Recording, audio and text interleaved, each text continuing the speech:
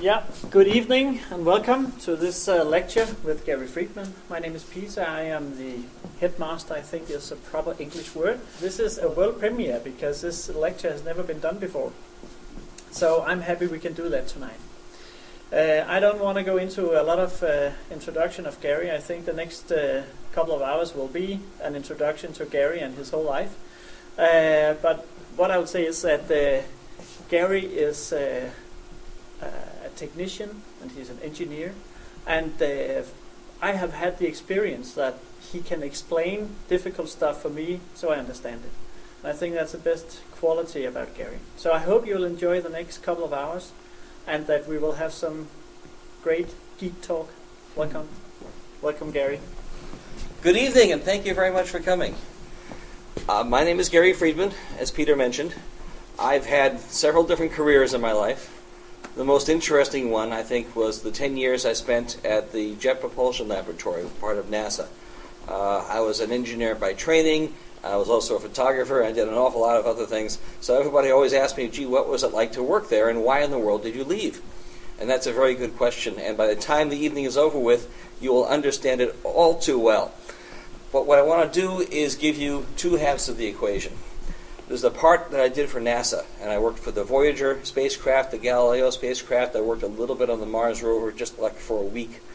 And those were pioneering missions to explore the outer planets. And the other part of tonight, I want to talk about all the different inventions and electronic projects and computer stuff that I did in my spare time to land me the NASA job to begin with. So there's a little bit of before and after, and there's a lot intermixed in there as well. So why don't we get started? Let me talk about the very first thing I ever did.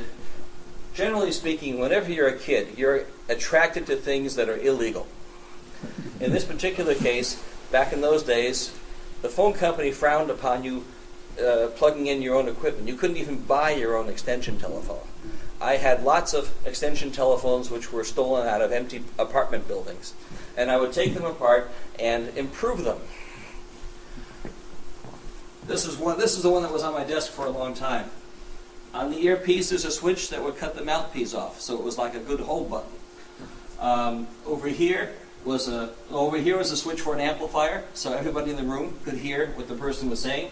Behind the cradle, where you pick it up, there was an on-off switch, so the phone would still work, but it would silence the ringing, so I could sleep soundly throughout the night. There was a square button over there, was a hold button, and this was my proudest invention. If I wanted to know if somebody else was using the telephone before I picked it up, because that would be rude, I would press this button here. If the light came on, the line was free to use. If not, somebody was on it, and I should wait. Long, long time ago. This is the kind of stuff I did in my spare time. But it did not stop there. Soon afterward, I raided a lot of apartment buildings and got a lot of telephones, and I would start to recondition them. Some of these were 5-line phones. Most of them required a phone closet, where the extra electronics would be stored, and I had to retrofit the phones so they would work in the residence. The one I used mostly was up there. It was a 9-line phone, and I was the first one ever in the country to have what they call, well, now we call it three-way calling, where three people can talk at once. Back in the 1970s, you couldn't even buy that feature. I had to do it the old-fashioned way by taking two telephone lines and tying them together. That 9-line telephone was modified to do that. So I just had telephones everywhere. If the phone police ever came knocking on my door, I would have been in trouble. Wait, it gets worse. Not only could you not plug in your own telephone, you could not have an answering machine. Those did not become illegal in the States until, I think, the very late 60s, early 70s. And we couldn't afford one of those anyway. That's what rich people had. I built my own. You can tell I built it because I used those old, the labels for everything. On the inside, go ahead. And for me, this was extremely neat. Keep in mind. All the wiring was color-coded, I bundled everything together, and once everything was working, I sprayed it with an acrylic so none of the wires would touch each other afterward. It was done in 2 different boxes because it was an afterthought. Once upon a time, there was, before we had BBSs, before the internet, there was a dial-a-joke. I started a dial-a-joke. This part here was the answering machine for it. I would get 200 calls a day. People would dial a number, hear the recording. It would be 6 and 12-minute radio plays that me and my friends put together. We were 15 years old. We had a lot of fun. And then it would hang up. Afterwards, that ended, and then I extended the design so it would also take messages. So now I had a real answering machine. Missing here are 2 tape recorders. One for the outgoing message, which had an infinite loop, and the other one which just, and you had 30 seconds for each. Craftsmanship. and it actually worked for a long, long time. Then I started to get into things that were really illegal. This looks rather innocuous. This is a touch tone generator. Back in the 1960s, instead of having the rotary dial, they discovered you could use in-band signaling. Using sounds, 2 simultaneous, non-interfering sine waves would be able to tell the central office whether you're pressing a 1, a 9, a 0, an A, B, C, or D. This little box here would generate those sounds, the same ones that you hear whenever you dial a telephone. What's it good for? Well, in my day, when you picked up a payphone, it would give you a dial tone first. But you couldn't dial unless you put a quarter in. With this, you could dial. Hold it up to the mouthpiece of the phone, it was the sounds that did the dialing. So you hold it up to the mouthpiece of the phone and dial anywhere. Australia, UK, wherever. And to show you how much my craftsmanship has improved, since the early days, that was it. I had to work very hard to get that all to fit inside the tiny little case. In fact, it was so pressed for space that in order to get the 9-volt battery to fit, I had to take the metallic casing off. And again, it's all been sprayed with acrylic. Yeah, it looks better on the outside, didn't it? When I was in college, I decided to go overboard. I won't go into the full story behind why I bothered to do this, but before mobile phones were popular and in commonplace, only rich people had them in their cars. A friend of mine wanted to impress his girlfriend's old boyfriend. They were having a threesome date.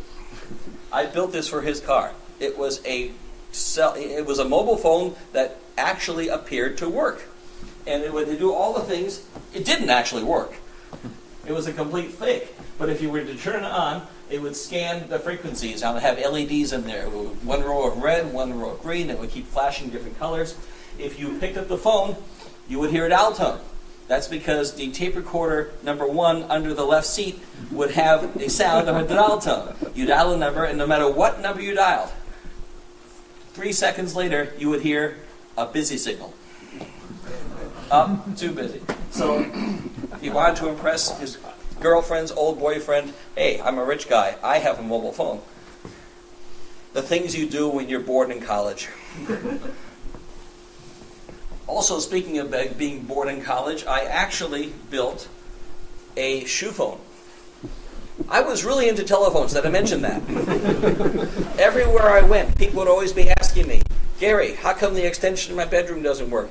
Gary, how come it'll ring but I can't dial out? Or whatever it was, I was always in need of a lineman's handset, the tools that the telephone company repairmen always had on their belt. So this, I had them all in my shoe. Next one. I actually built 3 prototypes of this. Again, I was really bored in college. This one you can tell is a prototype. It's about twice the size of the final version, but the shoe actually had everything that the telephone company repairmen had on their belt. Next one is a close-up of it. This one here is alligator clip, so you can plug it in. This was before mobile phones. This was before cordless phones. So you actually had to tie it in. This is a Swiss Army knife with the sides removed, so it will fit inside an Adidas running shoe, a very thin sole. Screwdrivers, wire cutters, everything you need. This part here was more complex than it looks. Inside, and by the way, all the electronics I had, once it was working, I poured a potting compound in there, so it was in hardened plastic. I could run on this shoe once it was all done and not damage the electronics. Inside there was a polarity LED. If I hooked it up correctly, it would be green. If I hooked it up backwards, it would be red. When the phone rang, there would be a neon bulb that would flash, so I'd know what was going on. The original specification for push-button phones had 16 buttons, not just 12. Guess what? This could do all 16. Just throw a switch. There was also a mode, just like the telephone company people could do, where you can tie in the line and listen in, but they don't know that you're there. There's no way to know. This had that feature too. It was cool, and for 20 years, people always knew me as the guy who built the shoe phone. And I could never shake that reputation, but one good thing came of it. I had a mention in the Guinness Book of World Records, a book which every child aspires to be in. But once I hit my age, by the time I got in that book, I said, who cares now? But I got it. It was for the world's smallest telephone. And I got it back in 1987, a long, long time ago. I don't care about this, but whenever I lecture to elementary school kids about what it's like to be an engineer, the first thing I do is I take off my shoe, I show them this, and I show them the Guinness Book, and suddenly I have instant credibility. I invariably win Best Speaker that year. Other things I did. Well, mind you, this was spare time, right? During college, sometimes I would do homework, but the rest of the time I'd be doing things which I either solved a real problem that I had or might make me some real money. This was something I wanted to turn into a product. It was called HoldOn, and basically you plug it into your telephone line and it just sits there. If you ever wanted to switch phones, I had a problem. I had an upstairs and a downstairs. If I wanted to switch the phone from upstairs to downstairs, I would put the phone down, run downstairs, pick up the extension, run back upstairs, hang up the first one, run back downstairs, and then continue the call. Didn't like doing that. So this is a hold button that works for every phone in the house. To put somebody on hold, you press the star key and you hang up. And then you go downstairs and pick up the other phone. This will sense the drop in line voltage and shut itself off. All you got to do is plug it in, and then it works for you. It was great. I tried to get venture capitalist funding for this to turn it into a product, and we ran into some patent problems. So nothing happened, but I have a working version. It served me very well for many years. More telephone stuff. A law firm hired me to design some autodialers. Back when the Bell system broke up, lots of competitors came in. But to make a long-distance call on these competing systems, first you had to dial a local number, then you had to wait, then you had to dial a 5-digit code, then you had to dial the 10-digit telephone number you wanted. And that's a lot of dialing, especially if you're making phone calls all day long. So this law firm hired me to make a bunch of these that slapped on the side of their telephones. Every time they wanted to make a call, they pushed the one button on top. It would dial the 7-digit code. It would wait. It would dial the 5-digit code, and then they would be free to make a telephone call like they normally would if they weren't on this third-party service. I made 20 of these, but I kept one for myself. The printed circuit board was hand-drawn, hand-etched. The holes were done by hand. Everything here was done by hand. And looking back on it now, I can't believe I had that kind of patience. But it all worked. This led to something else, quite unexpected. The local university had an electronic design competition. And me and a whole bunch of other folks, did I mention I didn't go to the school? It was UCLA. I don't know how many of you have heard of it. University of California, Los Angeles, a really big reputation school. I did not go to that university, but they had an electronic design competition, and I entered. Nobody there knew that I was not a student. I won first prize. And I was talking about how this all worked, and afterward, one of the professors was going, how come I haven't heard of you? I never see you around. You're the kind of person who would stick in my mind. First prize for the electronic design competition was a Hewlett-Packard 41C. The world, I see you shaking your head, yes, you know what it is. The world's best calculator at the time. I mean, by a lot. And if you're not into calculators, then this will not mean anything to you. But this calculator got me through engineering school. Not only could it display numbers, it could also do alphanumerics, A, B, C, D, all the symbols. You can see your program steps. It would remember all your programming even after you turned it off. The Texas Instruments calculators could not do that. Programmable timers, and most important here, you can interface to the outside world by 4 input-output ports. This will prove to be crucial in the next 20 slides. I got to know that calculator inside out. There was a whole a subculture of people who would program this using illegal instructions. Instructions that you could not key into the calculator but would execute flawlessly once they were in memory. The group was called PPC. I became one of the head writers, and I started to do all sorts of electronic projects with this calculator as the brain. It was like a programmable microprocessor. A lot of stuff I did. I'll give you a quick overview of some of the things I did with this calculator. The first project was, oh yes, I was still into photography, even back then. Whenever I wanted to make a time exposure, it was a very difficult thing. First, you put your camera on a tripod, and you leave your shutter open for a long period of time. How long? Nobody knows. You have to try different amounts. And because it was film, you didn't have the instant feedback that we have today. I see someone in the back saying, no. You know what I'm talking about. So what I did was I hooked up my Hewlett-Packard 41 calculator to my camera using circuitry that I built. And I would tell the calculator, okay, start with 20 seconds. And then take a picture, wind the film, and then try 40 seconds, and then a minute, and then 2 minutes, and 4 minutes, and 8 minutes. Meanwhile, I was inside where it was warm, sipping on some hot chocolate. My calculator was doing all the dirty work outside where it was cold, and this is the way human-computer interaction should be. Computers should be doing the dog work. I do the creative stuff. That's the way it should be. So this was a wonderful tool that allowed me to get great time exposures. One of those 10 pictures it takes is going to be the right exposure. And I wouldn't know for 2 weeks, but it worked. And it fit inside my camera bag. Next, this is the custom circuitry I had to make. I was very good with a soldering iron back in my youth, making all this stuff. And as you can see, I got neater as I got older. So this would plug into the back of the HP calculator. And these are just more examples of the shots I was able to take. This is about a 20-minute exposure. You can see the star trails in the sky.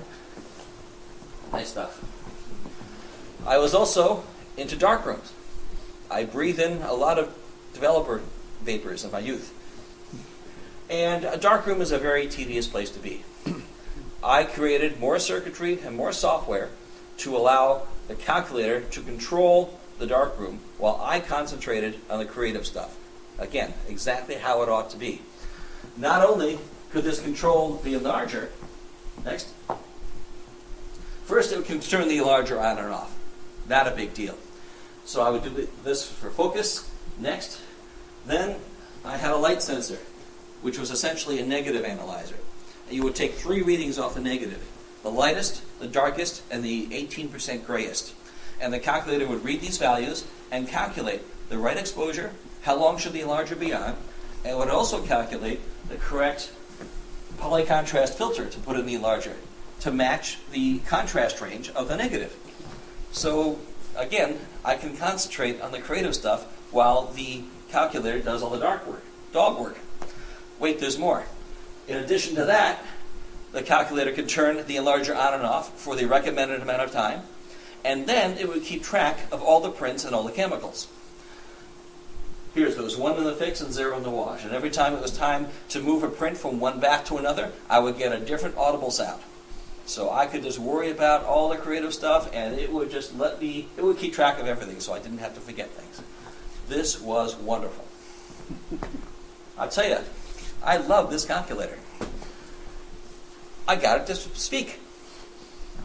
This is one of the very early speech synthesizers, and I was able to make a Hewlett-Packard Aiyyo, IL interface to it. You feed it a string of syllables and phonemes and inflections, so you have to really handcraft exactly what your phrases are.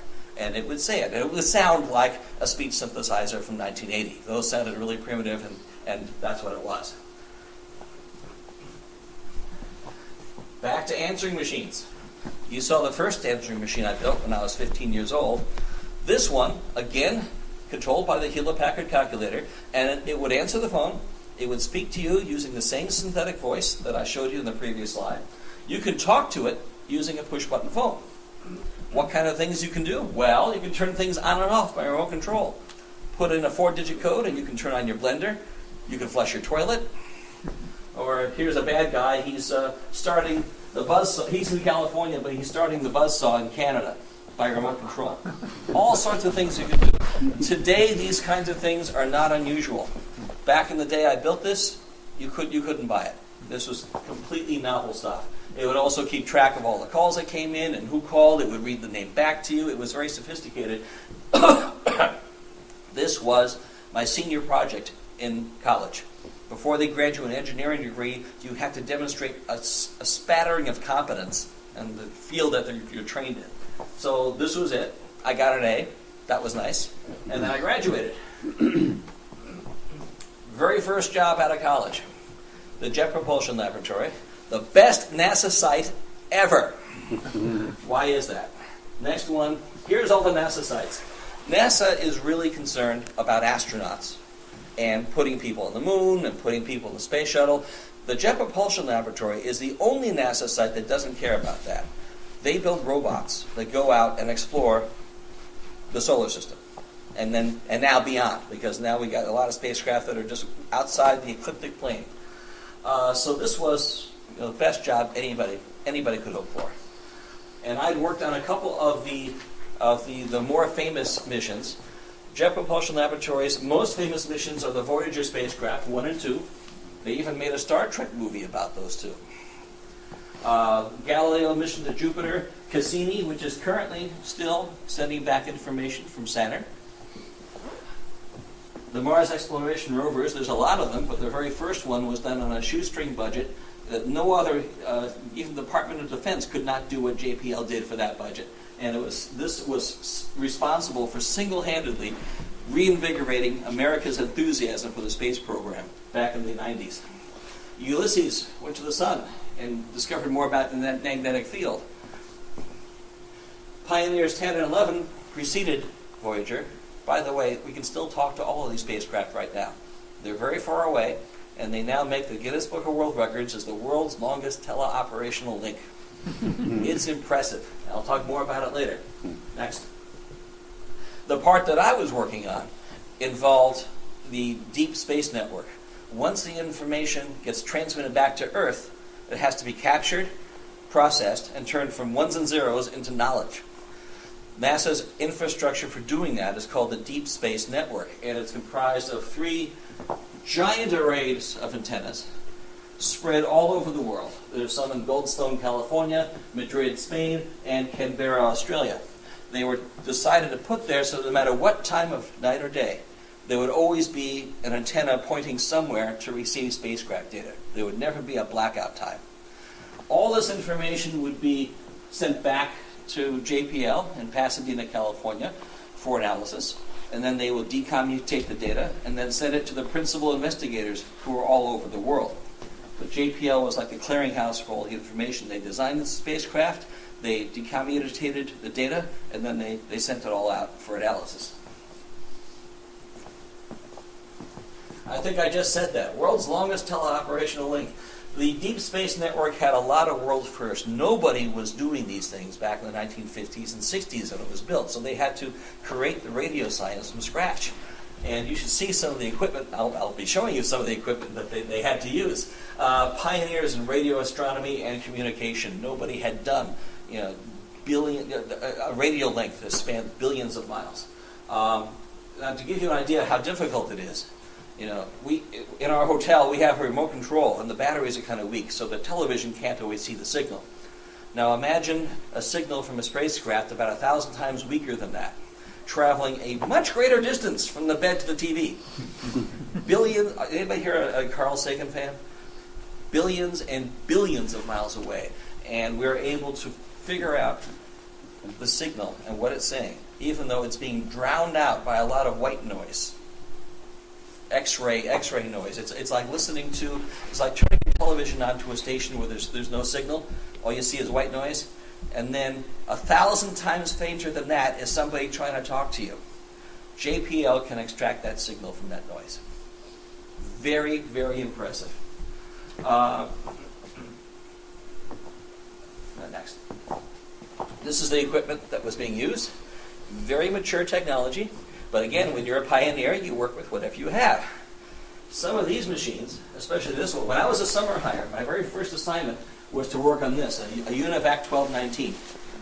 My Hewlett-Packard calculator had a little bit more power than this. But this was originally designed to aim turret guns on Navy ships for aiming in real time. Once they were retired from that job, JPL got them to process all the data coming from the Voyager spacecraft. It really has flashing lights in the front panel. It's not just a television cliche. It worked. And you can program it using base 8, octal. So every time you press one of those lights, you can set that bit on and off, and you have complete visibility into your architecture.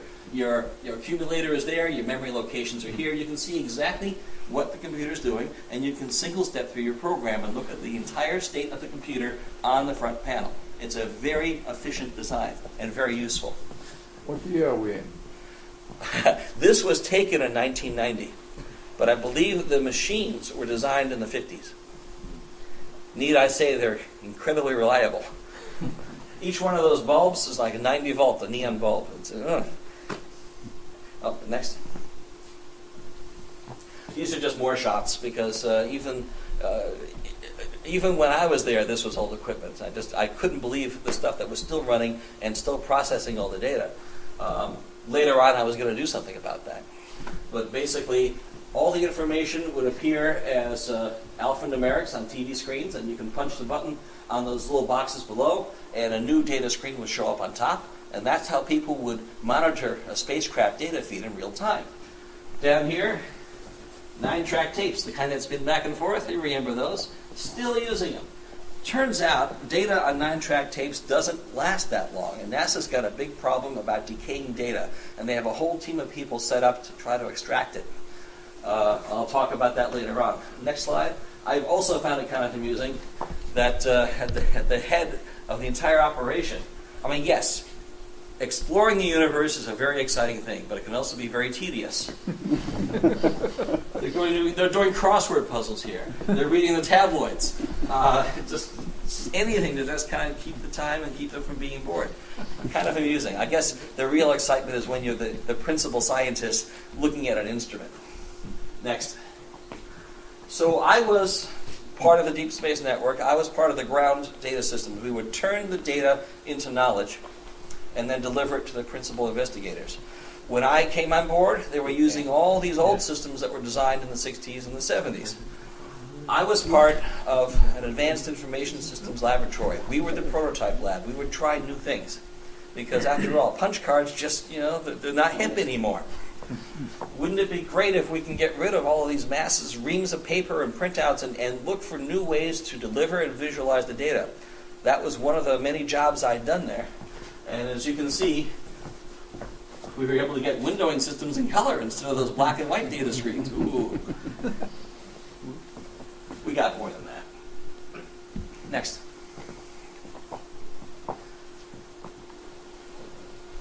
These were the areas.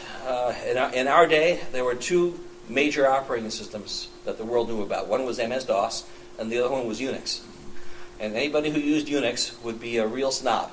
And they would hate Microsoft for very legitimate reasons. Everything that JPL, everything that NASA did, NASA-wide, was Unix. It was the most powerful operating system on the planet. Whatever you wanted to do, the operating system would not stand in your way. And as part of the prototype lab, we got to play with different technologies and evaluate them and see if they could be used and applied to spacecraft projects. So one of my more memorable things we played with, in addition to voice over IP telephones, this was Steve Jobs' first computer after he was ousted from Apple. He started a new computer company called Next, had a lot of good ideas. I was able to play with version 0.8 of the operating system. You can just guess how buggy that was. Eventually, this got rolled into the Apple OS X, and now it's now Unix-based. And thanks to the Next machine, Apple is now a really good operating system. So we got a chance to play with that. While I was at JPL, I got my first patent, one of many. This was for redundant local area networks. We realized that we had a whole string of computers all talking on this one skinny little cable. And if anything were to happen to that cable, our entire data system would crash. So there should be some way of doing some redundancy and some backup. That's what the patent was for. Here's the thing, and if any of you are engineers, you know this. You sign your life away when you go to work somewhere. All of your ideas are theirs. This is a good thing and a bad thing. Most inventions never make any money. Most patents never make any money. And NASA has an army of lawyers to take your idea and turn it into a patent, because they love to go in front of the folks who give them funding and say, look at all these patents. We're only going to license these to American companies, and they're going to make us more competitive and beat those Japanese. Because back in the 80s, the Japanese is what we were worried about. So that's how it was a win for everybody. My first one belonged to them. Next. While I was there, I got to do some really cool things. The musical instrument I fell in love with, I got to play in harmony with the Deep Space Network. If any of you are programmers, you might have heard of the programming language named Perl. It was written by Larry Wall. He worked at JPL. In fact, we carpooled to work together. This is a guy who had, every single night I saw him working late. He was always working on something. He was always there early in the morning. He was always there late at night. And I heard rumors that he had a wife and kids. And how did he do that? It turns out his wife and kids were very tolerant. What he was working on was not JPL stuff. He was creating the Perl programming language, which was internationally recognized as being so good, it became part of the Unix kernel later on. Man's a genius. Next. And this was my office. As you can see, I got neater as I got older. All those papers on my desk would have been in the file drawer had my camera bag not been there. And remember that telephone answering machine I showed you that was made from my Hewlett-Packard calculator? That's in this drawer up here. I actually used it. Didn't turn any heads. It's like people building their own answering machines over there is not an unusual thing. These are the caliber of people that JPL tends to hire. It's a friend of mine who worked in Hollywood says, I live in geek heaven, and really was true. Anything we wanted to pursue, they had the money, and we could do it in our spare time. It was kind of like working for Google, the 20% project, except this here, never mind, keep going. The Galileo project was originally conceived in the 70s, and it was delayed several times because of some technical issues, which I'll talk about in a minute. But it was the last of all the eggs in one basket spacecraft.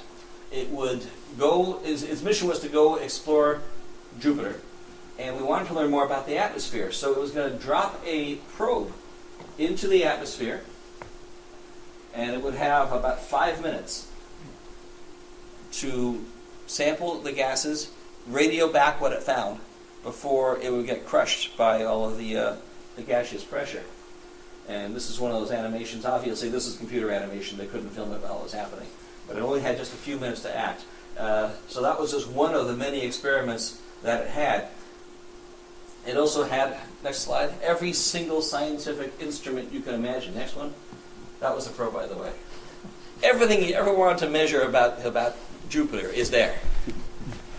NASA doesn't do things like this anymore because this spacecraft back in 1970 cost $1 billion.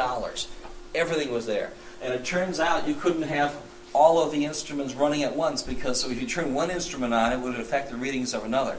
So there was a whole sequencing team, 8 people, full-time job, to figure out what's the best way to turn the instruments on and off and extract the most amount of data per minute and try to make it as efficient as possible. And that's just when the spacecraft is working properly. It turns out there were problems with Galileo. Before it was launched, the space shuttle exploded, and therefore a delivery vehicle wasn't available. And there's a launch window which was completely missed, and you wouldn't hit it again for another 57 years. So they had to do something else. In addition to that, there was a lot of protests when they were going to launch Galileo a second time. In order to have the instruments powered for a long, long time, there's a nuclear generator on board. And the public was worried, well, what if the next launch vehicle explodes and you'll get plutonium all over Florida? So there was a lot of public reaction to that. NASA had to design a special case that was explosion-proof, so they say. Never had to test it in the real world, so it was a good thing. Next. Yeah, I kind of mentioned the first one. And the path to Jupiter, because the 57-year opportunity, we couldn't wait that long. So they had to alter it.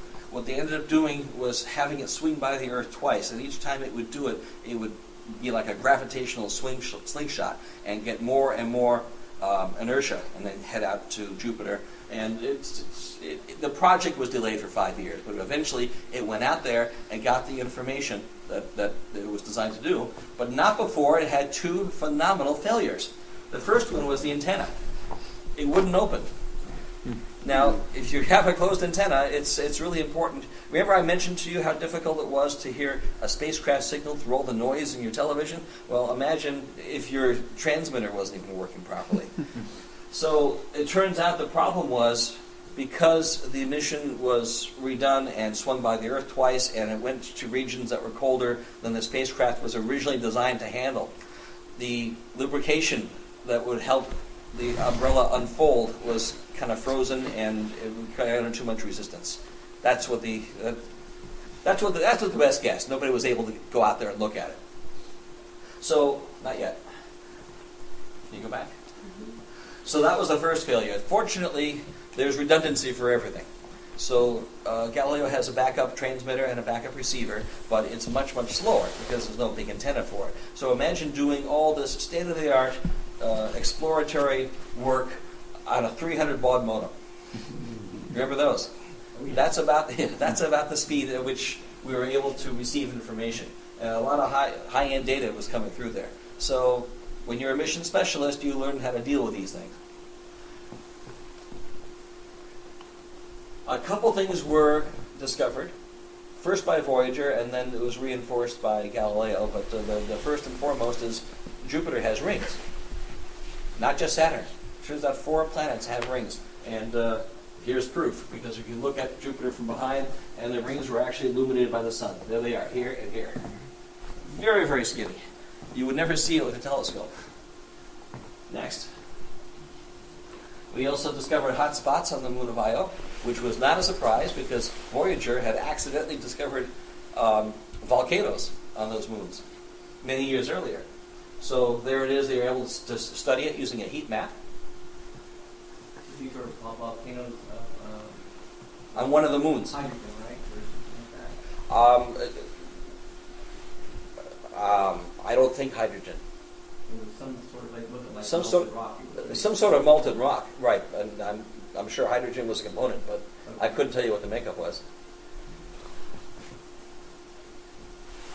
We also discovered a moon with an atmosphere, something we didn't know about before. Every time we sent something out there, new things were discovered. If you ever open up a textbook and see pictures of these planets, that was all done by what JPL had done.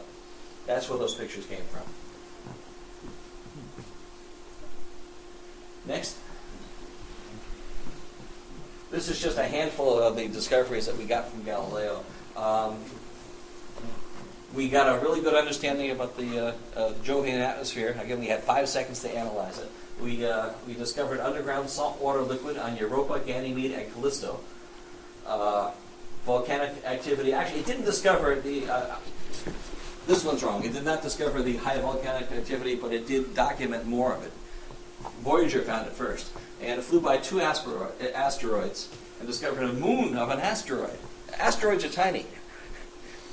Tiny. I think we have a picture of that. In fact, there it is. There's Ida, and there, over here, is the moon. You've got to have some serious gravity. You're going to have a moon. Worked pretty well. Next. Okay, back to my job. This is how the Galileo principal investigators were getting their information. It was all done by these old data screens and printouts and next page, next slide. This, dead trees. Again, the mission was designed back in the 70s. Back then, that's when the computers with the flashing lights were put together. It was all done. They were just kind of waiting to launch. So by today's standards, it looked rather archaic, but it was very state-of-the-art at the time. One of my jobs was to figure out, can we bring the Galileo spacecraft data team into the 20th century, and give them real-time tools. Can we have them look at the data using Unix boxes? Can we get rid of this archaic stuff without disrupting the mission? Oh, and for almost no budget whatsoever. That fell on my lap. Next, we came up with a few. We got a lot of donations from a lot of companies that wanted the free publicity. And we got high-end Unix boxes, which would be able to graph these things in real time. So instead of having to put things on a 9-track tape and then shipping the 9-track tape to the office, or even worse, shipping the printout of the 9-track tape to the office, we experimented with this, where you can get things in real time and then you can look at them over the internet, which was very new back then. Back in my day, the internet was called the ARPANET, and it hadn't been gone commercial yet. So my team was in charge of this, and it was pretty successful, but then we decided, well, can we make it even better than that? And we tried all sorts of innovative ways of looking at the data. This is the old way, all right? All it is just, it's on an X window, but it's still the same old information displayed the same old way. The next slide shows some of the newer things we were trying to do to visualize it, because you can look at color. Your brain is very, very good at understanding data in pretty pictures, and you can kind of see. It's much easier to understand what's going on here than if you're looking at a hex dump of ones and zeros on paper. So this, in terms of being able to discover the information that's in your data, our team showed the scientists, here's what's possible today. Why don't you have a look at this? And after my project was finished, they started to use our tools exclusively. And then all their stuff was kind of relegated to backup status, which is really an honor. So these are the kinds of things that we were working on. Again, a shoestring budget, but we had very innovative programmers. And I was fortunate to have some very giving companies to give us the hard work to do it. Are you representing temperature with color there for the first time? That's not temperature. That's, God, it's been so long. It's a particle detector. And it has to do with the polarization of the particles, but I do not remember what the particles were. Here's the problem about giving this talk 30 years after you leave NASA. These minor details just evaporate. But it's a third dimension, I guess, right? It is a third dimension. You can see what's going on in real time, and there's a fourth dimension, because this was an animation. So time, you'll be able to animate and see what was going on in real time. And this was one of those things that just kind of shows you the magnetic field as the spacecraft passes through it. And this is a prediction, and then we'll be able to see through the other screens whether the actual measurements match what the prediction was going to show. About that time, we kind of had a wake-up call when it came to near-Earth objects. A whole string of comets called Shoemaker-Levy 9 was spotted, and it turns out they were going to collide with our savior, Jupiter. And I say it's our savior because people say that we would not have life here, and I would not be standing here talking to you right now if Jupiter were not there to divert all the asteroids that enter the solar system. It's like a big magnet because of its gravitational pull. And even if it's kind of heading to Earth, it'll be diverted by the mass. So it's saved us in the past, and this time we got a really good look at what can happen. Next slide. Here's an actual simulation, and you can see the asteroids down here. And over a period of 3 days, they would start to ram into the planet very violently. Each plume would hit Jupiter and just explode. I mean, if this had happened to the Earth, say goodbye. We'd be gone. It was about this time that Congress started to seriously consider near-Earth object funding. And they had 2 teams assembled, one to detect near-Earth objects in the sky, and one to figure out how to deflect them once they were detected. From a systems engineering point of view, that's not what you want to do, because the folks who detect it don't care about deflecting, so you don't get enough accurate information. You want them to be the same team. But Congress are not a bunch of engineers, they're a bunch of lawyers, and they don't know this. Anyway, things are a lot better now, and thankfully we've had extra time to work on the problem. But it's kind of scary. And there's a lot of stuff out there. In fact, if you look at all of the other planets in our solar system that don't have a weather system, you will see lots of evidence of collisions in the past. Just look at the moon. Look at all the craters there. You know what caused those craters? Near-Earth objects, just like the Shoemaker-Levy 9. The only reason you don't see much of it on Earth is because we have a weather system, and it kind of covers it over. But every so often, the weather system doesn't do it fast enough. That's Meteor Crater, somewhere in the southwest of the States. We live in a war zone. That's our galaxy. And here's evidence of it. Even Phobos, one of the moons of Mars, that got impacted. It's a dangerous neighborhood. This is old information. It's from 2008, but it kind of gives you a feel for how many near misses we've had in terms of near-Earth objects. And the reason I'm kind of harping on this is to kind of let you know the problem is not going to go away. We are always in danger. There is never a time that we're not in danger. It's one of the most important things the space program can do is continue to watch the skies and prepare for a way to divert something. You don't have to go there and blow it up with nuclear bombs or anything. If you detect it early enough, you can intercept it and just kind of nudge it out of the way.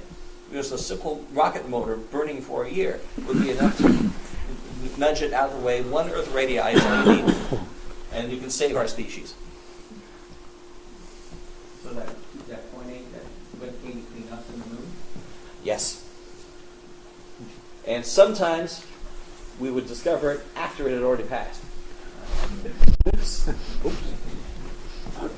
So what happened to Galileo? Its mission was completed, even with the closed-up antenna. The probe got its information, sent it back. We got information, and what do? Generally speaking, you do the same thing like with the space shuttle. You decommission it, and we sent the whole spacecraft into Jupiter so that none of the bacteria that we had on it from us humans would affect any of the moons. There's an atmosphere there. There might be life. You never know. If you plunge it into Jupiter, it will die for certain. And couldn't be certain of anything else. So that's what we did. We just kind of dove it right into the big gaseous giant. Next.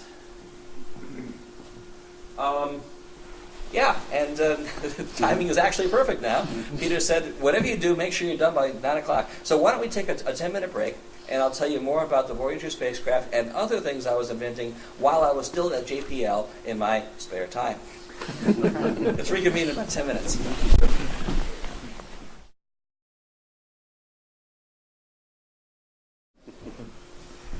Welcome back. Are you all refreshed? Yeah. I promise I'll try to speak slower from now on. So, we talked about Galileo. We also talked about some of the discoveries of the Voyager, which is like the biggest project that JPL had ever done. And also some of the other projects that I was working on my own personal time while I was still there. Go ahead.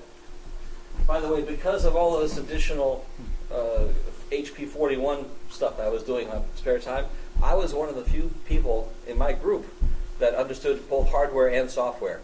Apparently there were hardware guys and there were software guys, and there was a brick wall between them. And I was one of the few who could understand the trade-offs for both. So my designs were optimal. It came in useful later on in life. Once upon a time, there was a big issue about how an astronaut interfaces with a computer. If you're floating in space, you can't type on a keyboard because Newton's laws say you'll be starting to float up with an opposite motion. So I had invented a portable device which is held in the hand.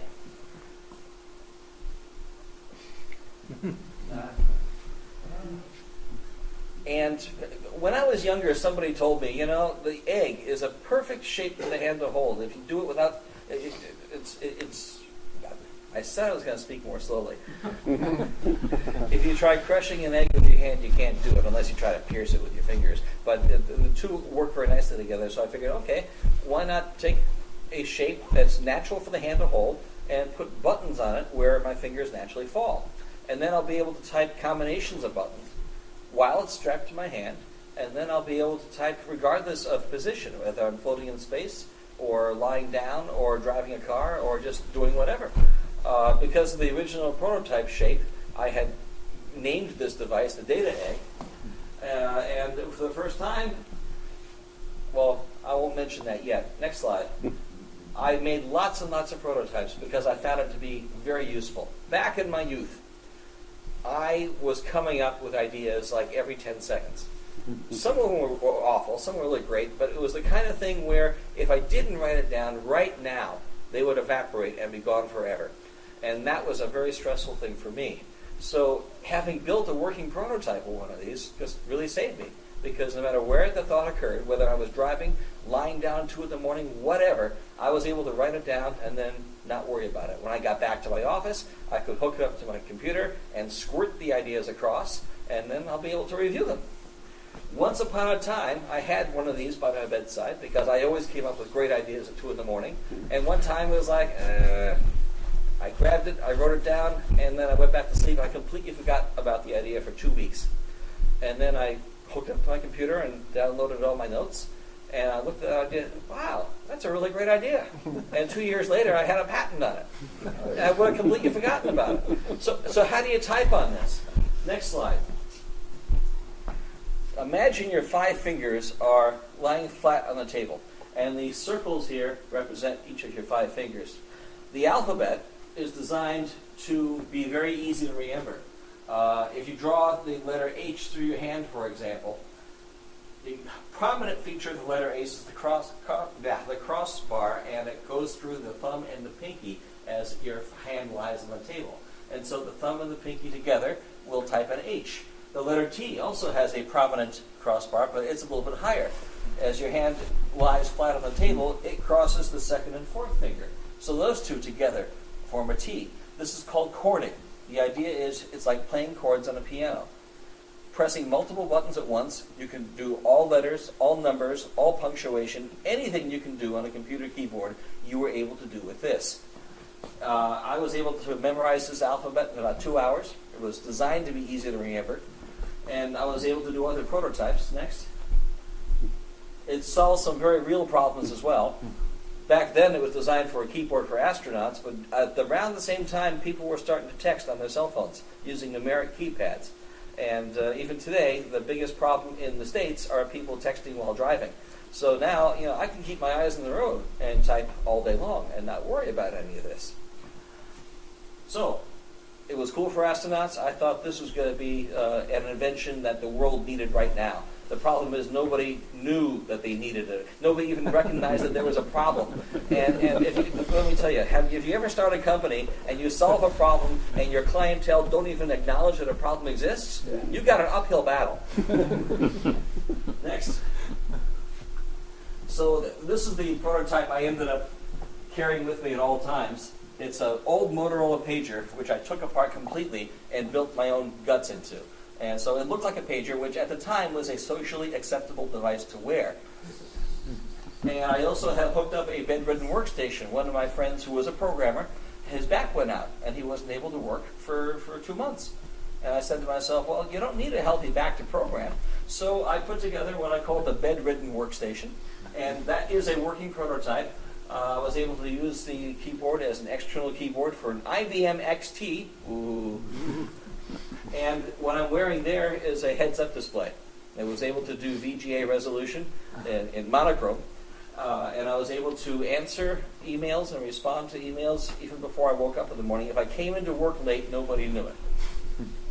Because I was doing this before I even got out of bed. It worked. Next. I had so many ideas that I captured that once a year I would go through them and kind of sort them and edit them and group them together, and I'd publish a book at the end of every year full with ideas I captured during the previous year. And they'll be sorted into jokes and puns and patent-worthy ideas and just other things. And I look back on it now and say, I cannot believe my mind used to work that fast. All these ideas. Anyway, it was a very useful invention. That idea I mentioned that I caught at 2 in the morning and then completely forgot about in 2 weeks, the one I had a patent with, this was it. This was a trustworthy digital camera. If you took a picture with this camera, you'll be able to prove in court that the image was not manipulated by computer. And this solved what I saw was a very real problem at the time, which is the eroding credibility of the photographic image. You could no longer submit a picture to a judge in a court of law and say, look, here's proof that this person stole whatever. And the person will say, oh, that was just photoshopped. That's not real. Now you'll actually be able to prove it to any reasonable degree. This was great, and Nikon is now using it, and Canon is now using it, and so is Epson and Panasonic. And do you know how much I get in royalties? Goodbye, NASA. Next. Every time you have a patent, you get a nice ceremony with the director of the laboratory. This was mine, and I have walls full of this stuff. I just had so many awards that it's sitting in a box somewhere. But I had a collection. After a while, you use it for kindling. They just give it away. Next. And I mentioned this already. No royalties at all. NASA thinks it's a good thing because most patents don't earn any money. So when you do get a patent, they give you a nice honorary, like $500 or $1,000, and that should make you happy. It's more than you would have gotten, chances are. But if your invention does happen to take off, that's the deal.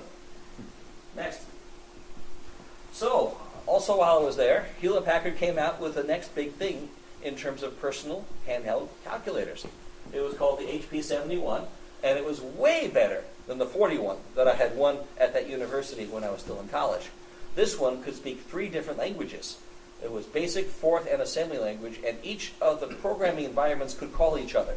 So you could write a routine in Forth that was callable by BASIC. Forth, of course, has much faster routines. Assembly language is even faster than that. The very first thing I did when I got this was I opened it up and I made modifications to it so that I'd be able to do some very high-speed things requiring timing. This is a Polaroid ultrasonic transducer. It was used on the Polaroid cameras for autofocusing. And the way it would work is it would send out an ultrasonic chirp, and then it would time how long for that sound chirp to bounce off the subject and come back. And then you could infer how far away it was based on the speed of sound. And I decided, well, why don't I turn this into an electronic tape measure and have it work exactly the same way? So I did. Now you can buy these at the local hardware store for pennies on a dollar, but I was the first one to do it. Next. And whenever I give a speech about to the elementary school students about here's how you can measure the distance by bouncing sound off of it, I use this nice equation. The distance is equal to the number of seconds times 1,100 divided by 2, and this is in feet. So you get the idea. Next. Now, this is a joke that probably doesn't carry over here, but back when I was growing up, there was a class of young 18-year-old girls that had no intelligence whatsoever. They were called Valley Girls. I don't know if you've heard the term before, but they are known, apparently, at least around the country, as being airheads. Something else that seems to be unique about America is that Americans love their personal space. When you're having a conversation with somebody, stand up for a second. When you're having a conversation with somebody in a lot of Middle Eastern countries, they have no problem talking to you like this. And in America, at least, people tend to feel uncomfortable. So everybody has their own personal space you don't violate. I decided to use my ultrasonic transducer hooked up to my HP71 to make the world's first personal space invasion alarm. Anytime somebody gets too close to you, I thought it was funny. But it actually worked. Next. In addition to that, I'm not going to go into too much more detail. The world's, as far as I can tell, the world's first intelligent autodialer. You can dial a number, and if it's busy, it'll recognize that it's busy, hang up, and try again a few minutes later. And then when it gets through, it beeps and lets you know. Not available at the time. It was really great for the radio station contest they had at the time. If you're the 5th caller, you can win $1 million. Well, just suck the machine loose, and you don't have to stay on the phone and keep doing this all the time. This is how technology should aid people. Computers should do the dog work.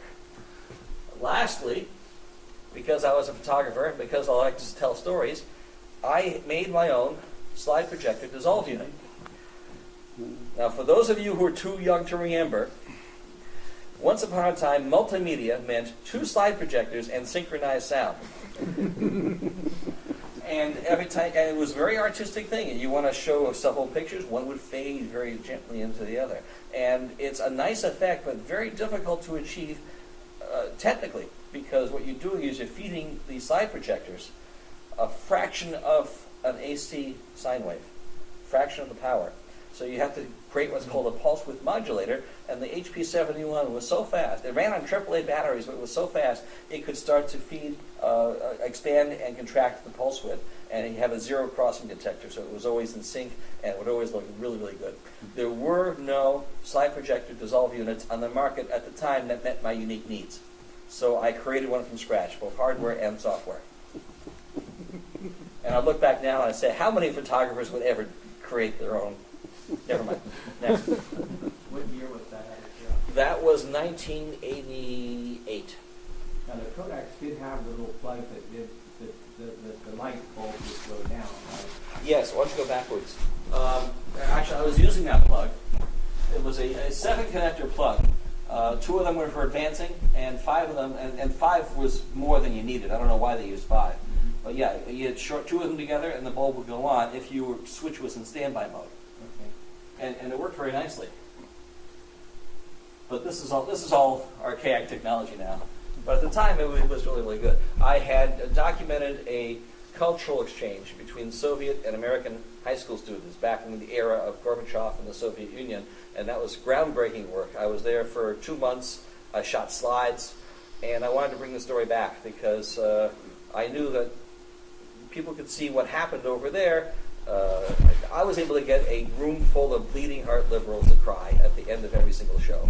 And this slide projector dissolve unit added to the emotional storytelling. So I'm very proud of it.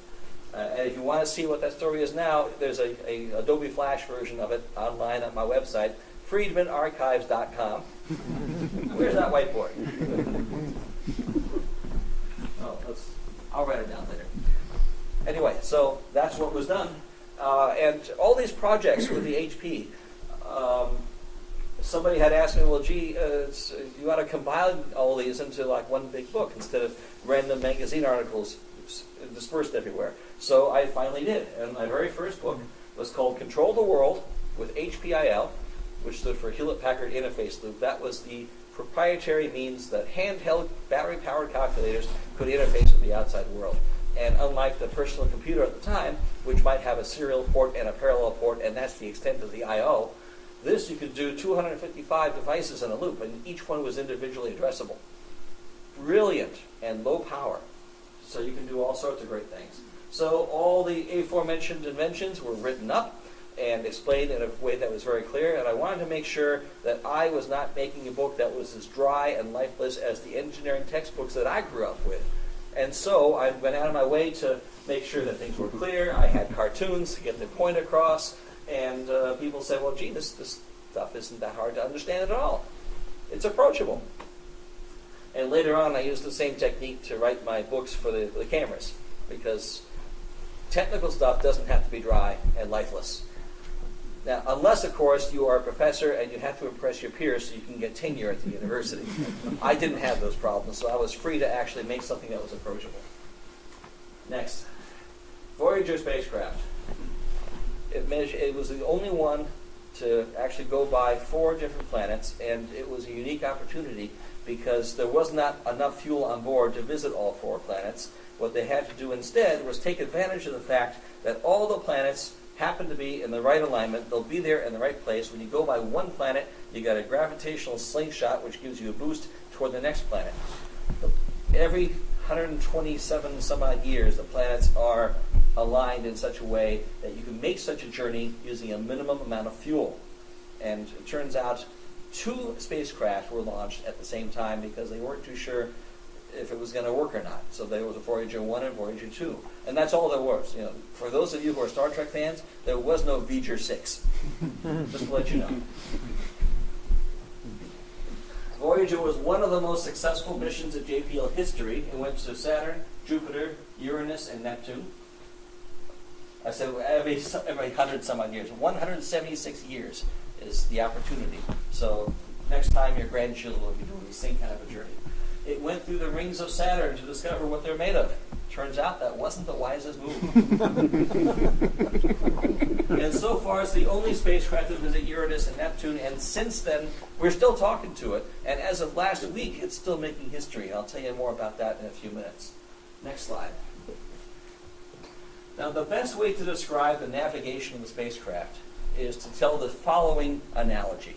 Let's say you're at a golf course here in Copenhagen, and you hit a golf ball, and it is your goal to get in window number 3 of a moving train at the South Pole, and you make it. It's extremely difficult. You have to anticipate where that third window is going to be. Now, it's a bad analogies break down. The problem with that analogy is you have to have all of the right physics at the time of launch with the golf ball. Here, you can monitor the progress of the spacecraft, and if it's off a little bit, you can correct it, because there's a fuel tank on board. You can say squirt a little bit here, squirt a little bit there, and you can correct the course very easily. But it's still an amazingly difficult technical challenge to navigate and not crash into a planet or not get so far away that you can't continue your course. It's the best minds in the world who are working on this problem. So 2 spacecraft were launched at the same time because they weren't too sure if either one of them were going to make it. One of them only visited Jupiter and Saturn, and that was it. The other one went on to Neptune and Uranus, not in that order, and then went down. We are still talking to both of them. They still work. They have had their failures. It's been an interesting ride. And because of the Voyager spacecraft, we now know 1,000 times more about the rest of the solar system than we did when we started. Voyager was another of the last big spacecraft where all the eggs were in one basket. So every conceivable unit for detecting what was out there in deep space was there, and we still had to have the full-time 8-person sequencing team to figure out which instruments do we turn on at what time to get the maximum use of what's there. There is one thing you need to know about. At the very end of this boom here is the camera and the spectrometer. Spectrometer measures the wavelengths of light and electromagnetic radiation that's out there. When it launched, that was fully articulated, so it can turn in any direction. That's just some foreshadowing for you. Next. Voyager was the first to get a really good look at Jupiter. We discovered that this year was a really big storm. It wasn't actually a permanent fixture of the planet. It's only been there for about 400 years. And it was the first one also to give us animations of what the storm system looked like. We couldn't really see this from Earth. And this just blew people away when they first saw this. The computers were running around the clock when they did it, and the press was just there. They camped out all night, and the principal investigators came out there in the morning, look at what we did, and everyone just burst into applause. That had never been seen before, and throughout history, people wanted to explore the planets. You can't get more exploratory than this. Next. 400 years of the red spot, twice the size of the Earth. Turns out it's not the only planet with a storm like that. Voyager was the one that accidentally discovered volcanic activity on Aiyyo, one of the moons. Jupiter has rings, which I mentioned earlier. And if you ever saw a picture in a textbook, it was taken by Voyager. We learned much more than that. Let's go to the next one. Here, the moon of Aiyyo, and this was a completely accidental discovery. That blue plume was methane, and it was a volcano. And this, by the way, was all false color. The image came back as black and white, and they colored it based on either scientific information they wanted to see or how they thought it was supposed to look. Because the press room had to impress the rest of us Earthlings. JPL is also the pioneer in computer graphics, animated computer graphics. This kind of a preview of what the mission was going to look like had never been done before, and the world owes a debt of gratitude to one guy named Jim Lin. He was the one who invented the shading, the polygon, being able to. He did all these animations. Nobody had ever seen that before. This was a preview of what the mission was going to be doing and how it was going to behave, and it'll let people, the sequencing team especially, figure out what to do when and how to navigate around the planet. It's a good visualization tool. Computer graphics world has exploded since then, but it started here. And there's global amnesia that JPL created it first. That's the way things go. Next slide.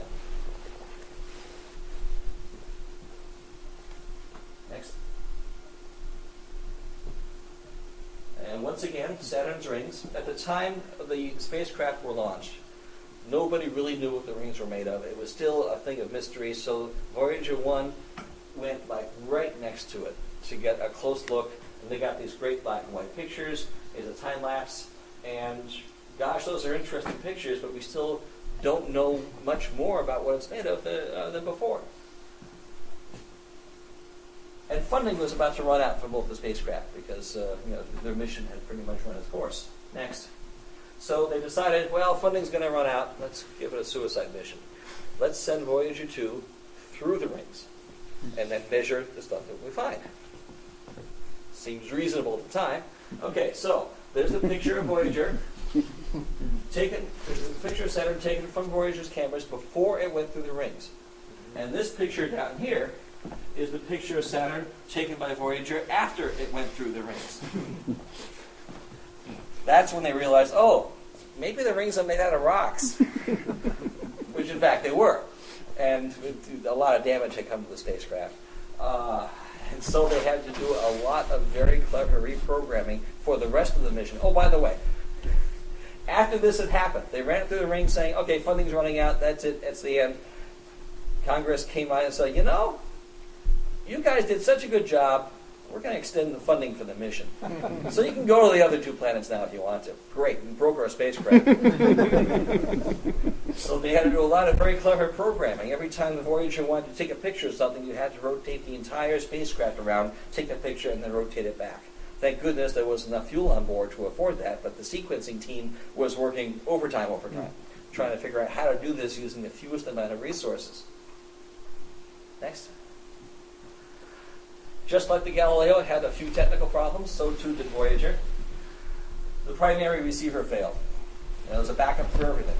The backup still worked, but a capacitor on board had failed. Now, how many of you understand the concept of bandwidth? Okay, you got a radio receiver, you can hear everything from this frequency to this frequency. When the capacitor failed, the bandwidth suddenly got shut down to this. Very, very narrow.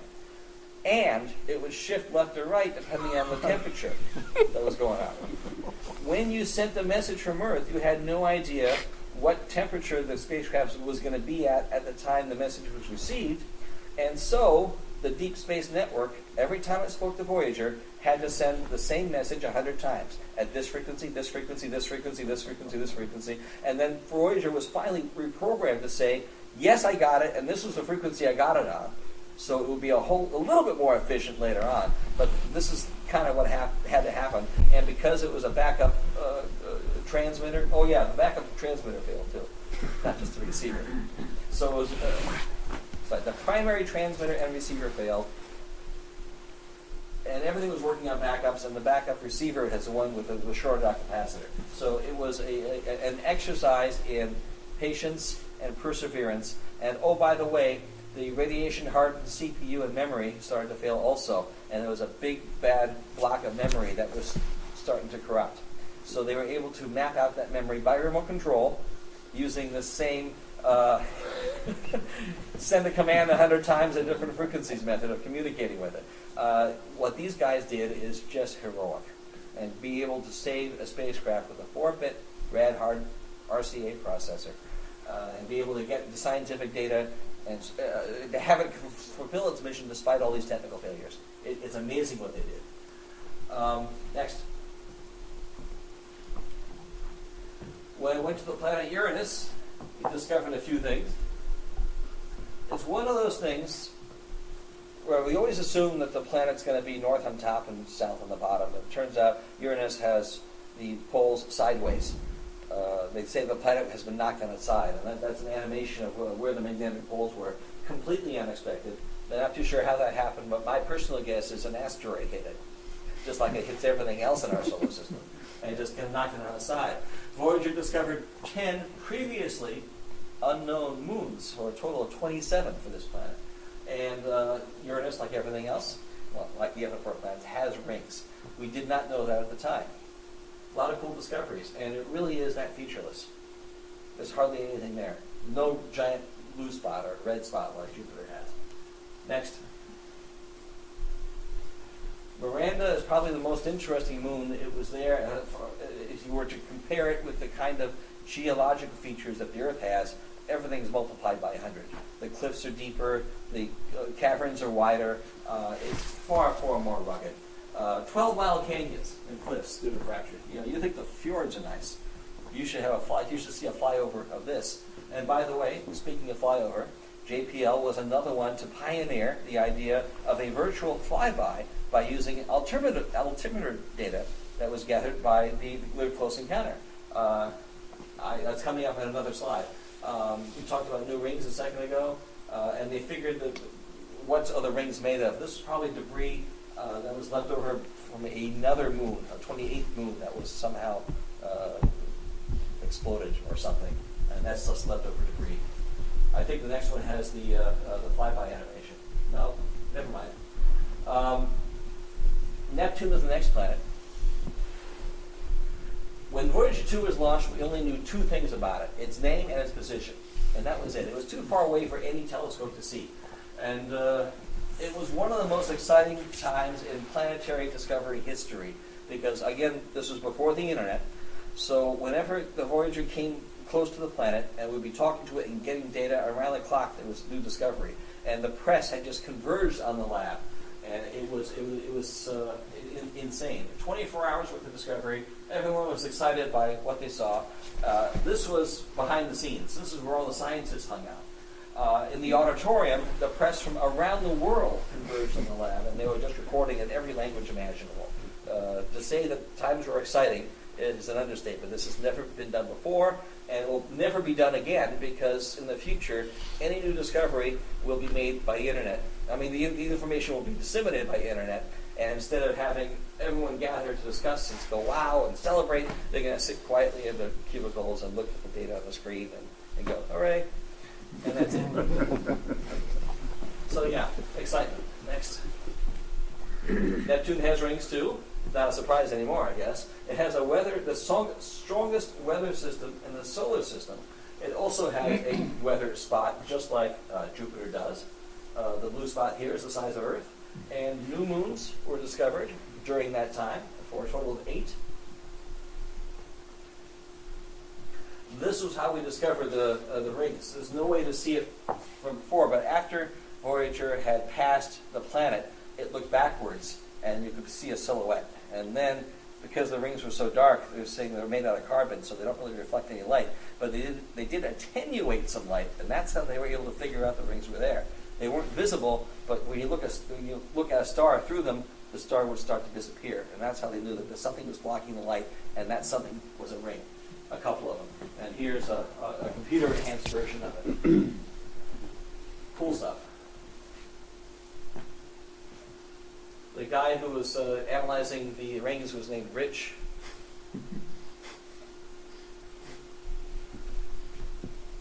Oops, what happened? Okay. That's right. You can go. So this is an animation. The entire history of Voyager 1 and 2. If you look very closely, the blue dot is Earth. And in a couple cycles, it's going to launch a couple space probes. Voyager 1 and Voyager 2. The first thing they did was they both hit Jupiter at the same time and did a close approximation, close encounters at the same time. One hit Saturn and then went up. The other one hit Saturn and then continued on its journey. So now there's just one spacecraft left, Voyager 2.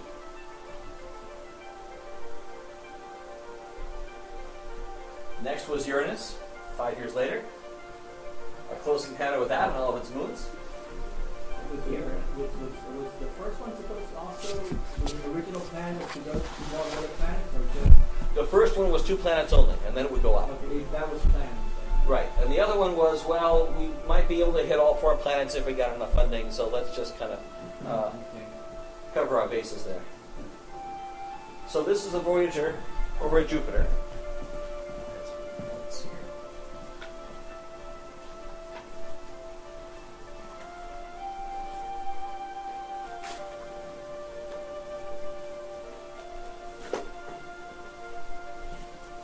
I love this music. It's from the 70s when these animations were created. You can't get music like this anymore.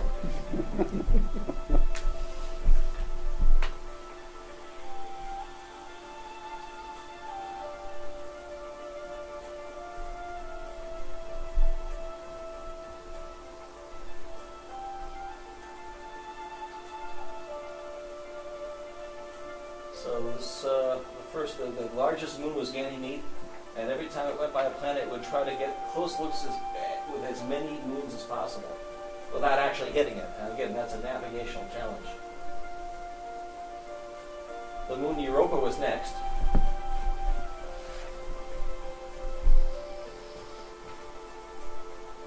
And right around Europa, another teensy-weensy moon called Aiyyo. There it is. And those plumes there are the volcanoes which had discovered quite accidentally. Now this animation was done after the fact, obviously. They couldn't have done this in the mission planning section. We're going to find some volcanoes here 5 years from now.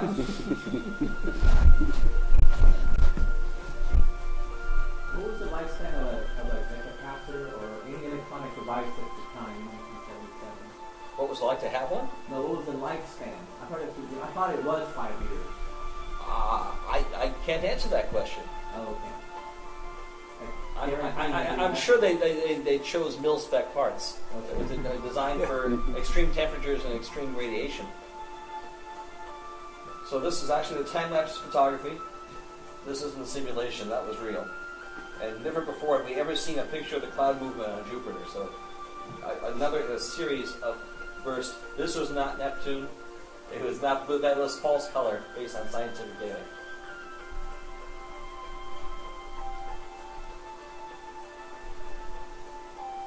It's hard to imagine that these were the first images we ever saw.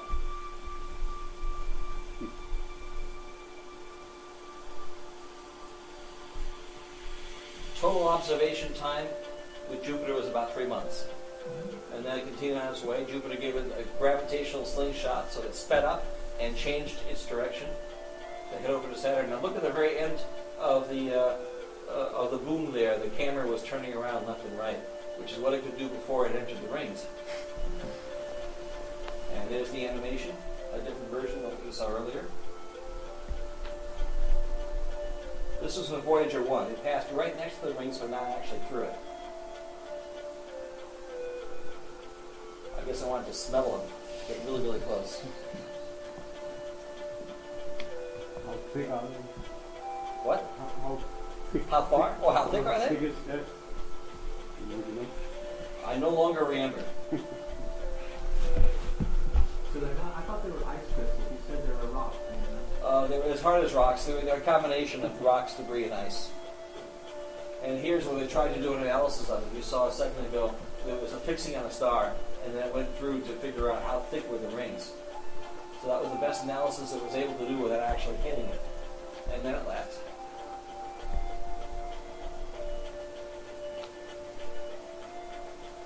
So we got interesting information about the rings, but the scientists back home said, we still don't have enough information about what it is.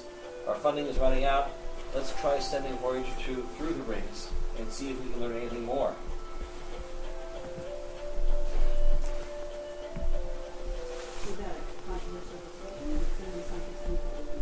I think it was more controversial after it got damaged. So here's Voyager 2. Now the animation is actually incorrect because you'll notice the camera at the end of the boom was working both before and after it passed through the rings. There's the one star it was using to do what they call an occultation, which is looking through the rings. The rings were between the star and the spacecraft, and it was able to figure out how dense they were. And then it went right through it.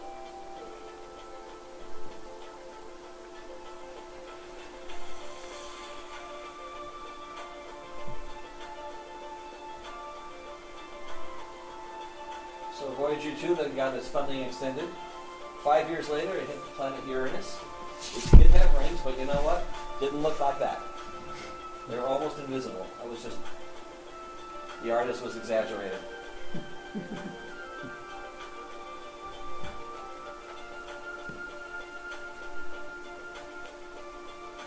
Oh, here's the flyby I was referring to. Only 2 of the moons were examined of the 27 because they were just in the right position.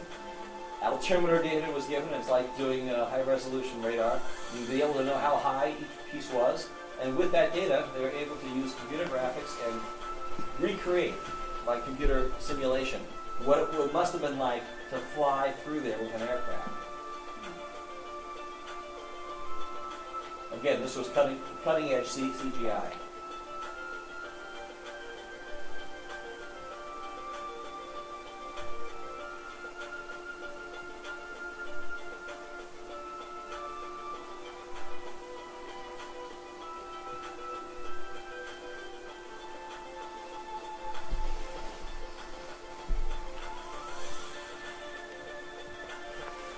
Next, I believe, is Overon.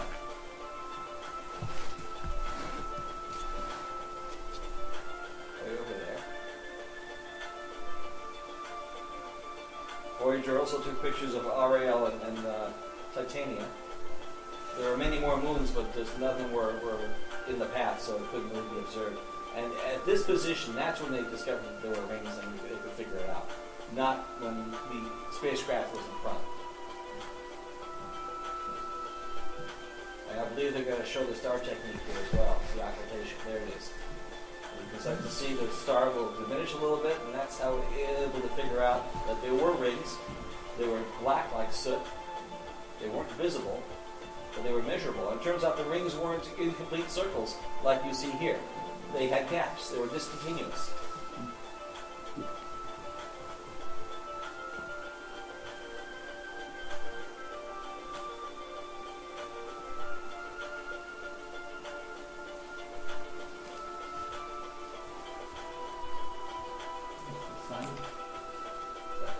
That is a star. I don't know if it's the sun or not. 3 years later was Neptune. Right about this time, Dr. Carl Sagan threw a goodbye Voyager party at JPL. That was something.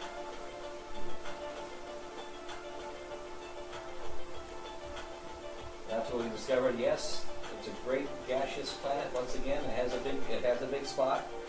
Moving clouds. It has 2 giant spots, not just one.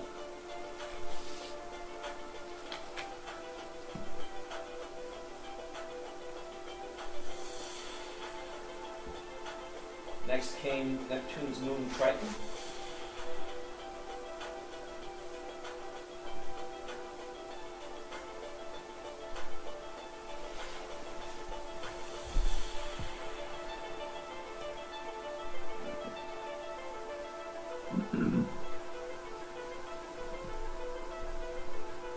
And then it went up. Voyager 1 went down below the ecliptic plane. Voyager 1 went up. And they're still going in those opposite directions, and we're still talking to them. And we're going to be working until the year 2050. As far as knowledge per dollar spent for a Discovery mission, the Voyager spacecraft, I think, holds a world record for being the greatest scientific return for dollar spent ever in the history of scientific space exploration. Yay, Voyager! Dr. Carl Sagan, I mentioned, threw a goodbye Voyager party because he was president of the Planetary Society back then, so he had some spare cash. His favorite musician was Chuck Berry, and he invited Chuck Berry over there, and Chuck Berry hadn't aged a day in the past 30 years. It's like, I got a chance to see Carl Sagan get down. It was fun. Carl Sagan was very influential in the Voyager program in terms of what the mission should do, and he made some very good decisions regarding guidance. And he also made some very bad decisions. I'll give you some examples of each. Here was one of his better ideas. Once upon a time, the Voyager spacecraft was so far away from the solar system that it could see all of it within its field of view. All you had to do was take a few weeks of the budget, a few weeks worth of time, and have the spacecraft go here, take a picture, go here, take a picture, go here, and then send all those pictures here. And each one of those squares is one of those overlapping images. And when you send it back and recompile it, you get a profile of our entire solar system. in the history of the world. That's never been possible before. And he's the one who told NASA, you should do this. You'll never have this opportunity again. So they did. And here's what the plan was. And the next slide was the actual images. Now, these images were enlarged and blown up and put on the side of the auditorium at JPL. And I, of course, like to go there in lunch hour because I thought that was the most fascinating thing in the world. But you also know that I'm a photographer and I spent a lot of time in the darkroom. And I looked really closely at some of these and I said, these guys are getting really sloppy. They left dust on the negative. Especially over here. Where is it? Especially over here. And then I came back from lunch and I realized, you know what? These are all digital images. There are no negatives. There is no dust. That speck of dust I saw, that was the Earth. We are nothing. We are so tiny. We are so insignificant. It's not even funny. And, I mean, even Saturn's a small dot, but it's bigger than us. It generates more light. Anyway, it's an eye opener, and this is just one star and billions of stars throughout the galaxy. We are nothing at all. It makes you wonder if there's a supreme being anywhere in the world, how can they possibly keep track of each one of us? Next. Here's one of Carl Sagan's poorer ideas, and my personal opinion. He was a great believer in extraterrestrials or aliens or life in other places. And he figured these spacecraft are never going to return to Earth. They're going to keep going because Newton's laws say same speed, same direction, inertia, all that. So we should put a message so that any alien who finds it will say, we'll say hello, and here's where we're from, and here's what our culture is like and all that, which is a nice idea. I applaud that. But the way he encrypted the information, I think, is so arrogant that the guy should be shot. He had 2 discs. One of the discs was a phonograph record, which is not so hard to do. I mean, when I was little, I could take my fingernail and put it on a phonograph record while it was spinning, and I could kind of hear the sounds. So I can see how a very primitive race who might find that record might have a chance of decoding that and listening to the sounds and then being able to figure out what it is. But he also sent pictures. And he knew, by looking at colored pictures from the 1950s, that all images will fade over time. Because that's what nature does to imagery. So can we find a way to encrypt the information so that it has a little bit more permanence? The answer is yes. He decided to make the world's first DVD. Video disc player. That's what this was, a video disc. And on the other side were the ones and zeros that put everything together. And on this side were instructions on how to assemble a decoder. So that you too could play the other side of this disc and see all the pictures that he has so thoughtfully encrypted. Next slide. Here's the detail. I mean, it's... I don't even know where to begin. If nothing else, our cathode ray tubes, our televisions, scan from left to right. He decided to scan it from up to down. So already there's going to be problems. And these drawings are actually on the plaque, and the words next to the drawings are explaining to us what we're trying to communicate with these drawings to the aliens. We're supposed to, that waveform on the left is supposed to be a 1. The other one's going to be a 0, and if you put these and line them all up and scan them up and down, you'll be able to get an image. The very first image should look like a circle. If you can get a circle, then your decoder is working correctly, and the rest of the images will follow properly. This is supposed to be where we are relative to all the other pulsars in our neighborhood, and here is the frequency of the pulsars, so you'll be able to know which pulsar we're referring to, and if you take all of those and line them all up, the intersection of all those is where we exist. Intuitively obvious, right? Now, it's easy for me to be critical, but the fact is, how would you want to communicate that to an alien race with no semantic data compression? The receiver knows nothing at all about what the transmitter is saying.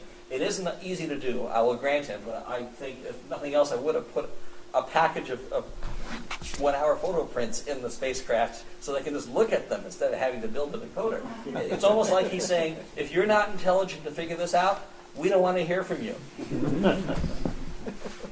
Next. These are a sampling of some of the images that he put in. Everyday life here on Earth. Again, I'm not sure I would have chosen the same kinds of things, but that's a very personal choice. He also has sounds from Earth. He has the word "hello," "how are you" in every language imaginable. That was on the record. Next. Earlier than that, before he decided to get arrogant and build a video disc player, he just had a very simple picture on the previous spacecraft. This is Pioneer 10, which is also going out of the ecliptic plane, and it's also leaving Earth very rapidly. It had the same diagram for here's where we are relative to all the pulsars in our neighborhood. Here's what we look like. We're waving hello, and that was a simpler message. If I were an alien, I think I'd have be able to understand that a lot easier. And then you have the scale, right? The scale versus the actual device Oh, right. with the humans. Because that was Pioneer in the back, right? That was Pioneer 10 and 11.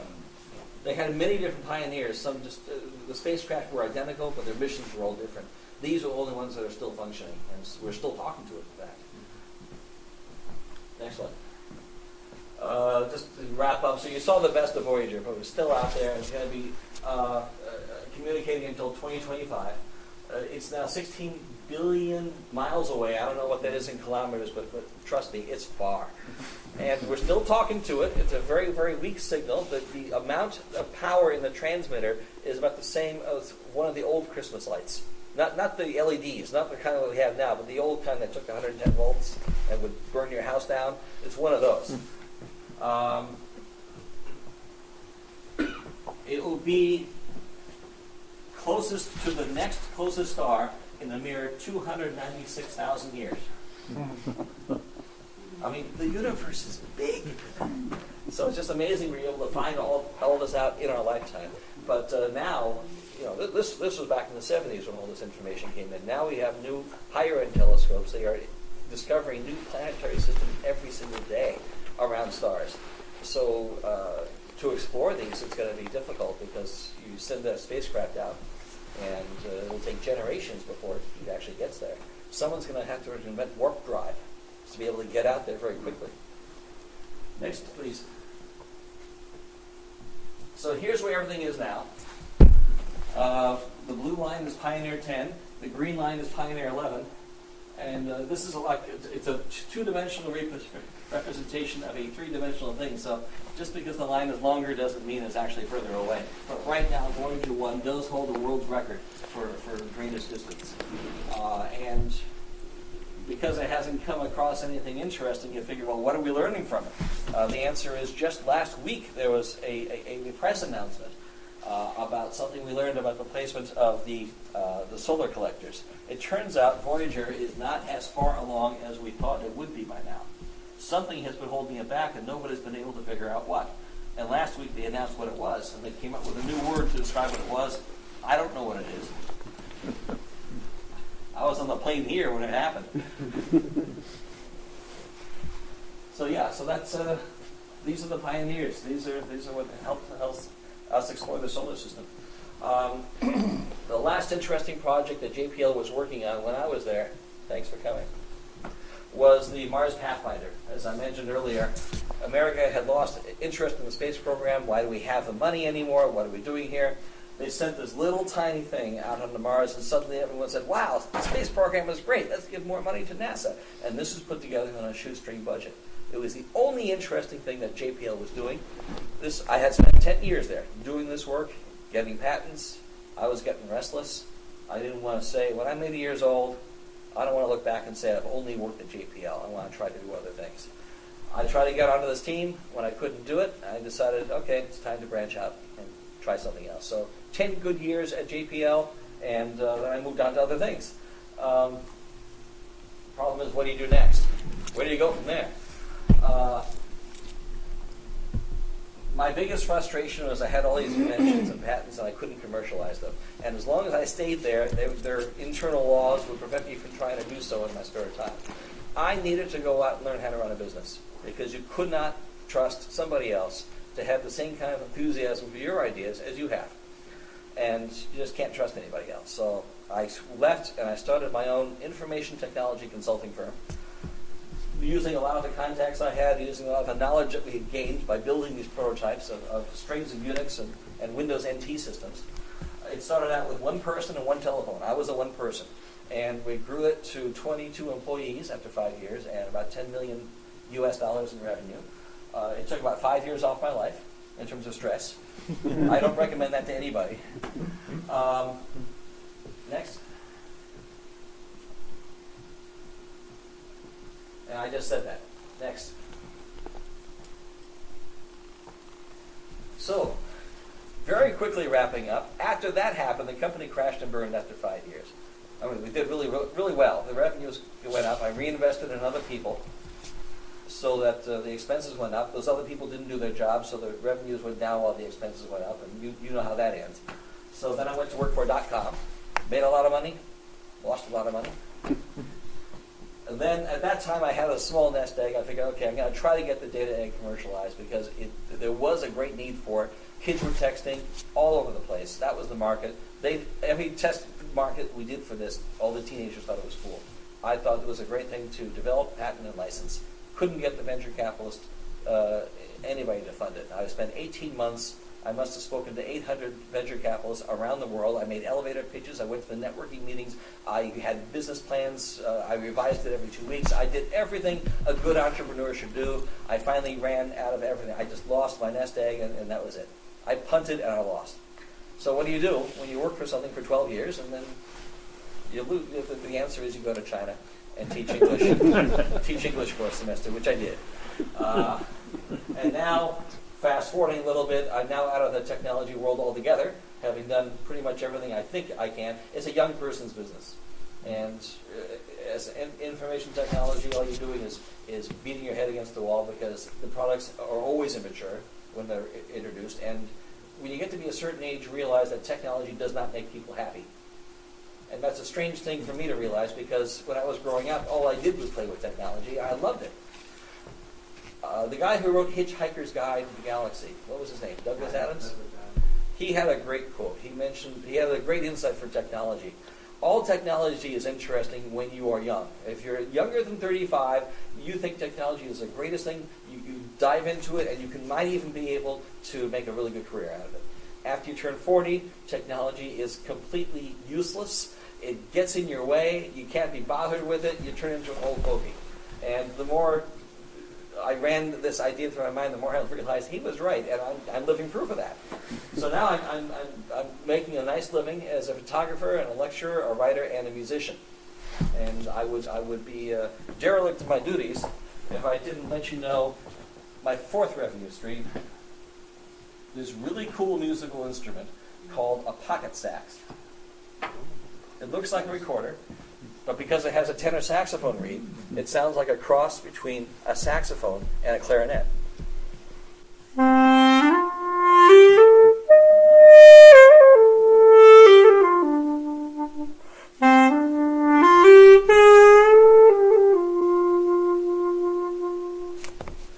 This was the instrument you saw me playing back at the Deep Space Network 37 slides ago.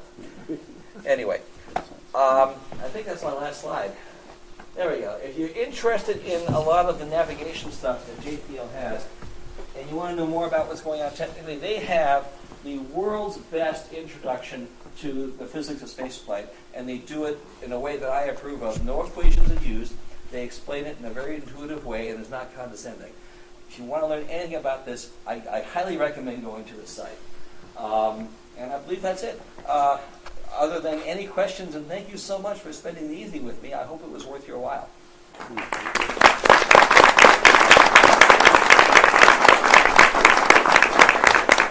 I'm not going anywhere, so if you have any questions, and if I can remember the answers, I'll be happy to provide them. I live in California currently. I'm here visiting. I'm here officially to give one of my seminars for photography. We did that last weekend. I'll be giving a wrap-up, a summary of that Friday night, and on Saturday, anybody can come with me, and we're going to be going throughout the downtown Copenhagen and taking pictures and trying to apply the 8 rules of composition to make anybody say wow with with any camera you have, and then we'll come back, edit, tweak them, and critique it. And it'll be a fun day. So yes, we're here for the week, just for working, and then we go home. How many words per minute could you do with your egg? 120 at one time. Short words. Now, later on, I learned that I was unusual. It's one of those things, you know, I grew up with the technology. My father was an engineer. My brothers, they all had advanced degrees. The kind of stuff that you saw me doing growing up, I thought that was normal. Once I left the lab and started a real company and started to interact with normal people, I realized that kind of engineering mindset is unusual. People look down on engineers either through knowledge, either through ignorance or hatred or both. I don't know. It was just a very strange awakening for me. You mentioned the homepage. I did? Your own. Oh, yeah, thank you. I have two. The first one is for the photography. It's friedmanarchives.com. And I actually have some business cards here, so you don't have to write it down. Friedman is spelled F-R-I-E-D, like fried. Friedman Archives.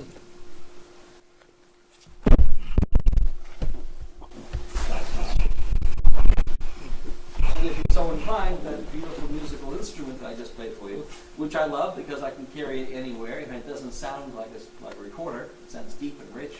You can go to pocketsax.com. We ship these all over the world.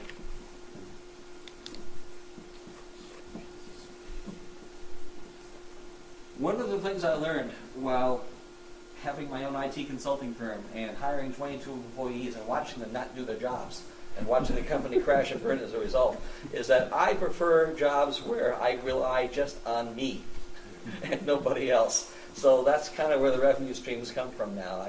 I license my images to book and magazine editors around the world. I write books about the cameras I use and love, and people tend to refer to them as the Bible because I have a technical background.